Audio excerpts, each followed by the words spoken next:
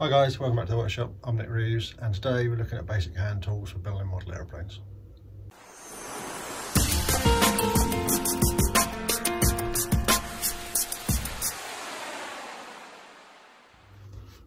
So there's a range of different tools you could have. Every tool shop you go into, if you're like me, you'd want to buy everything. But you don't need to go and get expensive tools to start building model aeroplanes. This would be just a sort of a selection and a few ideas and thoughts on what you could have and what you could buy, and some reasons behind getting them. If you've got any questions about these tools or how I use them or whatever, comment below. If you like this sort of video and it's your first time visiting here, give us a subscribe down the bottom corner here. Tick the bell to get a notification when I put a new video up. So let's get on with it. Okay then, so basic hand tools, where do we start? Well, it obviously fully depends on what you're going to be doing. For me, one of the things I use the most in the workshop, scalpel blade. This one is from RS, or the handle is anyway. Use a number 26 blade. I prefer a long straight blade, others prefer a curved blade, or some people prefer a shorter straight blade. It's down to your own personal preference. As I say, I prefer the straight blade. I feel as though I can get more control over it and cut longer lines, straighter lines, trimming covering. I can get a nice neat cut along it. So yeah, that would be something I'd recommend. I can't remember the number. I think this is a number 10 blade, the shorter straight one. But whatever you do, whichever blade you decide you like the look of and feel of best, bulk buy the blades. I buy the blades by I think 1,000, I think it is, and they work out at pennies each, really dirt cheap. As soon as I feel this has lost its edge, it comes off, goes straight in the sharp spin, and a new blade goes on. So yeah, scalpel, that would be the first thing I'd recommend to anybody. Next, essential tools. If you're doing anything, you're going to need to mark things. So I use Sharpies. These ones in particular, because you get a fat end. Again, I don't know how well you'll be able to see that for marking things, but you also get a fine end as well. So it's quite good for detail stuff. But there's some surfaces that doesn't write on or doesn't come out very well, so just use your normal ballpoint biro. So for marking out pens, and then for marking accurately, a couple of steel rules, 12-inch one or 30 centimeters, 6-inch one or 15 centimeters. I don't know how old these are, but I've had them years. This one actually has a particularly handy conversion table in the back of it. Again, I don't know if you'll be able to see that, but there's a conversion table on the back.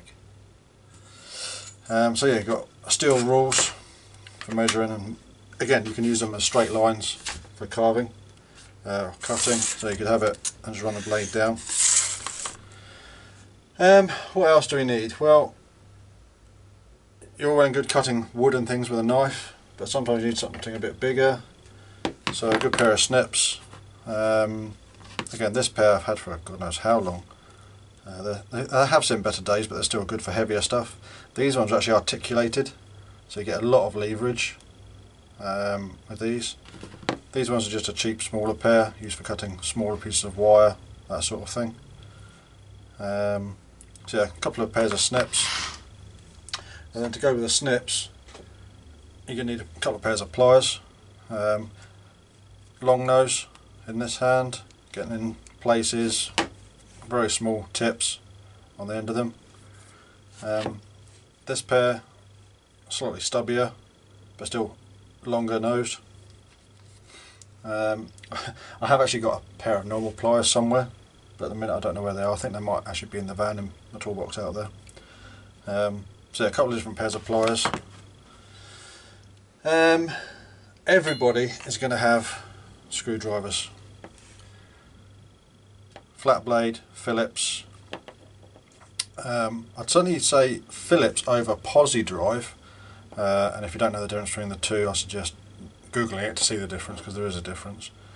I haven't actually found many, if any, crosshead screws that are posi drive in model applications. They've always been Phillips. These are just two examples. A selection of screwdrivers is good. You could even get a set of watchmaker screwdrivers, this being a big one, and they go down to like microscopic size. Again, flat and Phillips. So yeah, selection of screwdrivers is always good. Just going back to the cutting theme, this is a very handy tool. You can get these from lots of different places, lots of different designs. This is a razor saw. Now I don't know if you'll be able to see at all how fine the teeth are on that, but I'd be guessing they'd be in the region of about 30 TPI, 30 teeth per inch, maybe even more, and you can get finer cuts than that. You can get slightly deeper blades as well, but that's good for cutting balsa and light ply. You wouldn't really want to use it for much more than that, but that's handy for nice accurate cuts. To go with that, I've got a mini mitre block, so you can cut nice square straight edges, and you can also do 45s as well. I can't actually remember where this one came from. This might be an X-Acto one, I can't remember, but that's a handy piece to have. Along the, I could say along the screwdriver line, but not really. We've got Allen keys. This is just a set that again I've had for a long time, relatively cheap, but these ones have been really quite good. They're really hard, they don't twist, so this is in a handy set, but you can also get them as a screwdriver style. Again, a selection of sizes. I think this particular one came in a pack of 4 or 6. Just looking, I think it's 4. I can only see 4 behind us there. These are metric. I tend to have metric tools here because I'm in the UK. If you're in the States, a selection of imperial sizes. It's whatever's most used where you are. So you've got Allen keys. Obviously you've got the other type. It's just one that I had. It's just a normal angled Allen key. So that's the sort of style of things for Allen keys. Always handy. Adjustable spanner, shifter, whatever you want to call it. This is a 6-inch one. Handy size. Anything bigger than that, you're not in modelling territory anymore, you're in engineering territory. I have also got a shorter 3-inch one as well for a tiny little work. So that's always a good thing to have. This crosshead box spanner, this, or one of these, I've got several of these. One of these came years ago in a model car kit that I had. And this one's actually badged as Kyosho. I don't know if you can still get these, but if you can, I'd say get one because they are so handy. They do a 4mm across the flat, 7mm, 5mm, and something else. What is the other size? 3.5. So they do 3.5. No, sorry, 5.5. 5, 4, and 7.5mm. So they are very handy sizes to have. What else do you want when you're building? Well, you've cut all your stuff, you're holding it, you need to hold it together more permanently or for longer periods of time. So you're going to need a selection of clamps. These ones are very good. Here in the UK these come from Wilko. These are cheap, they're ratcheting, so that you can get quite a lot of pressure with these and they hold for a long time without moving. Good handy piece of kit to have. There's variations on the theme as well. You can get spring clamps. Again, this one is from Wilkinson. These I believe came from B&Q here in the UK. Now it's handy to have different ones because this one has got a lot higher spring tension than what this one has. So if I want to lightly hold something, I might use this one. If I want a more tighter hold, I might use this one.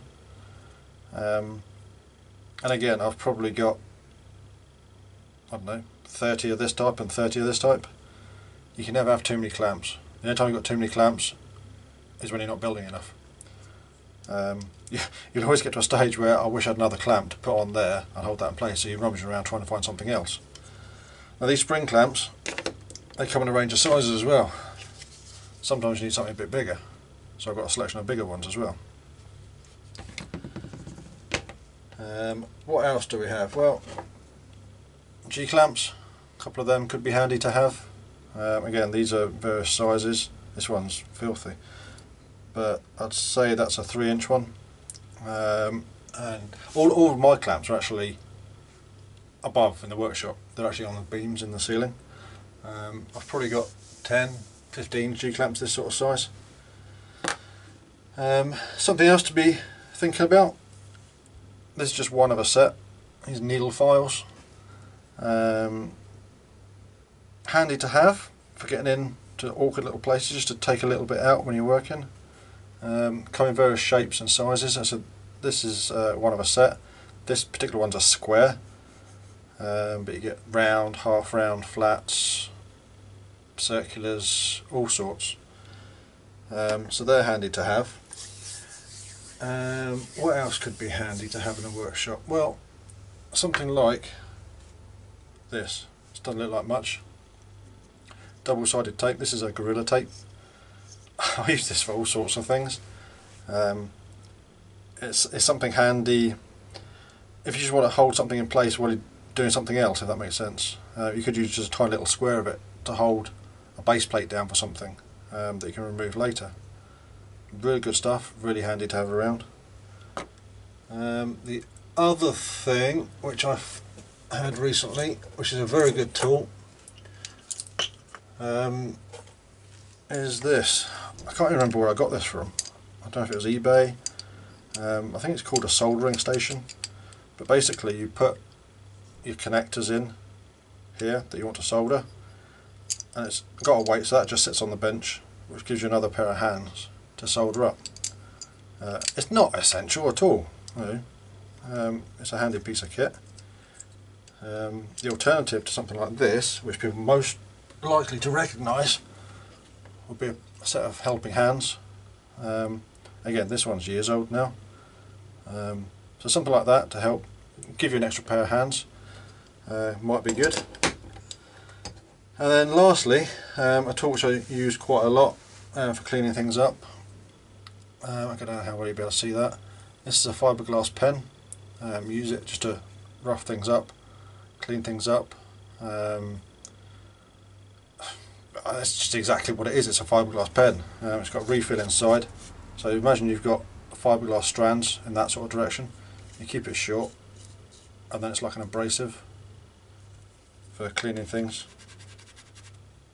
I've got a couple laying around here. They're a few quid each, but they're handy to have. So yeah, that would be, in my opinion, that would be enough tools there to start you building an aeroplane, whether it be a foam build or a traditional bolter and ply build. There's lots of other tools you could have, but these are what I'd call the basic hand tools. You could have multiples of things, like multiple clamps and multiple Allen keys and things like that.